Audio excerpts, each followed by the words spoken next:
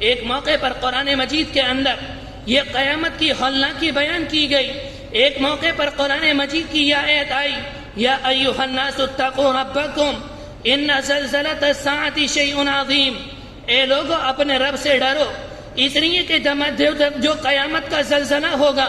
جو قیامت کا بھونچال ہوگا وہ بہت خطرناک ہوگا. وہ اتنا خطرناک زلزلہ ہوگا کہ دنیا کے اندر کبھی ایسا کوہرام نہ مچا ہوگا، دنیا کے اندر ایسا زلزلہ اس سے پہلے نہ آیا ہوگا. وہ اتنا خطرناک زلزلہ ہوگا کہ سورج بے نور ہو جائے گا، ستارے پتوں کی طرح چھڑ جائیں گے، آسمان ٹوٹ جائیں گے، اور یہ جو بلند و بالا پہاڑ اور عمارتیں نظر آتی ہیں یہ ساری کی ساری ریزہ ریزہ ہو جائیں گی. پھر قرآن مجید کی آیت یہ ہے یوم ترونہا، تم اس دن اپنی آنکھوں سے دیکھو گے. یوم ترضع کل مرضع عما ارضعت، تم اپنی آنکھوں سے اس عورت کو دیکھو گے جو اپنے بچے کو دودھ پلاتی ہے، وہ اپنے بچے کو بھول جائے گی. ایک ماں کے لیے سب سے عظیم چیز، سب سے قیمتی سرمایہ اس کا دودھ پیتا بچہ ہوتا ہے. ماں کے سامنے کیسے بھی حالات آ جائیں، ماں کے سامنے کوئی بھی پریشانی آ جائے،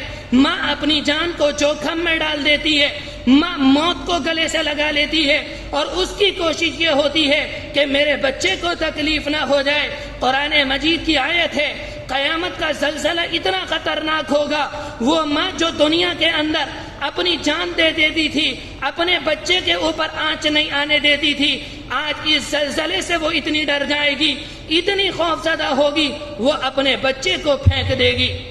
اس کے بعد آپ نے یہ بات ارشاد فرمائی جب یہ حالات ہوں گے اس دن اللہ کے عرش کے سائے کے سوا کوئی سایہ نہ ہوگا، لیکن کچھ سعادت مند لوگ وہ ہوں گے جنہیں اس دن اللہ کے عرش کے سائے میں سایہ نصیب ہوگا. حدیث شریف کے اندر آتا ہے آپ نے 7 لوگ گنائے جنہیں اس دن عرش کے سائے میں سایہ نصیب ہوگا. یہ حدیث شریف میں اتنی آپ کے سامنے ذکر کر رہا ہوں تاکہ اللہ تبارک و تعالی مجھے اور آپ کو وہ اعمال کرنے کی توفیق نصیب فرمائے. آپ نے پہلی یہ بات ارشاد فرمائی جسے اس دن سایہ نصیب ہوگا امام العادل، وہ انصاف کرنے والا بادشاہ، وہ انصاف پسند بادشاہ ہوگا. میرے بھائیو، اسلام ایسا پیارا مذہب ہے، آپ زندگی کے کسی شعبے میں چلے جائیں،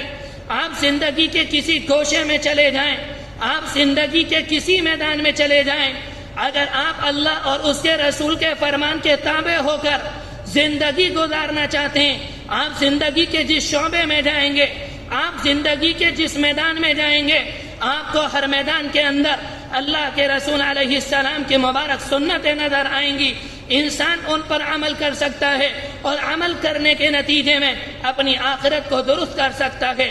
آپ نے فرمایا پہلا وہ انسان جسے عرش کا سایہ نصیب ہوگا وہ انصاف کرنے والا بادشاہ. اس زمانے کے اندر اگر کوئی وزیر اعظم بن جائے، اس زمانے کے اندر اگر کوئی وزیر اعلیٰ بن جائے، اس زمانے کے اندر اگر کوئی وزیر دفاع، وزیر خارجہ بن جائے تو وہ اپنی رعایا کو بھول جاتا ہے. وہ اس عہدے پر جانے کے بعد یہ سمجھتا ہے کہ میری نسلوں کے پلنے کا انتظام ہو گیا، میری خاندان کے پلنے کا انتظام ہو گیا. آپ بڑے عہدے کو چھوڑیے، اگر سرکار کے کوئی چھوٹے عہدے پر بھی آ جاتا ہے وہ لوگوں کے درمیان انصاف نہیں کرتا، وہ لوگوں کے درمیان اختلاف کو دور نہیں کرتا، وہ انسان رشوت کے بازار کو گرم کرتا ہے، وہ لوگوں سے رشوت وصول کرتا ہے اور انصاف کو اٹھا کر بالے طاق رکھ دیتا ہے. اگر کوئی مسلمان عادل بادشاہ بنے گا، اگر کوئی انسان بادشاہ بنا یا اپنی رعایا کا حاکم بنا یا اپنی رعایا کا وزیر بنا